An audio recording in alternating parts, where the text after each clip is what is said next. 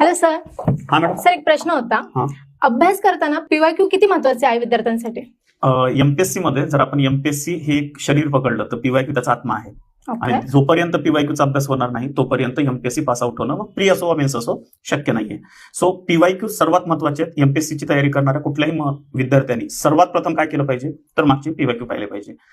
जेव्हा तुम्ही पीवायक्यूला व्यवस्थितपणे अनालाइज करता, पीवायक्यूचा व्यवस्थितपणे डिटेलमध्ये अभ्यास करता, त्यानंतरच विद्यार्थी हा नेमका आपल्याला काय करायचं आहे त्याची डायरेक्शन विद्यार्थ्याला मिळते. सो पीवायक्यू हा तुमचा गाईड आहे. पीवायक्यू शिवाय इतर चांगला कुठलाही गाईड एमपीएससीच्या फील्डमध्ये वा कुठल्याही कॉम्पिटेटिव्ह एक्झामच्या फील्डमध्ये होऊच शकत नाही. सो पीवायक्यू महत्वाचे आहे. ओके.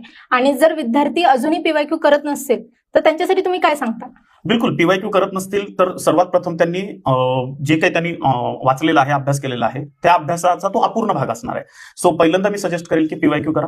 मग त्यासाठी कंबाईन लॉजिक बुस्टर असेल, राज्यसेवेच्या संदर्भातील लॉजिक बुस्टर असेल तर त्या अंतर्गत तुम्ही व्यवस्थितपणे अनालाइज करू शकता. अनालाइज केल्याच्या नंतर तुम्हाला एक व्यवस्थित डायरेक्शन कळेल की नेमके आपल्याला कुठे एफर्ट्स टाकायचे.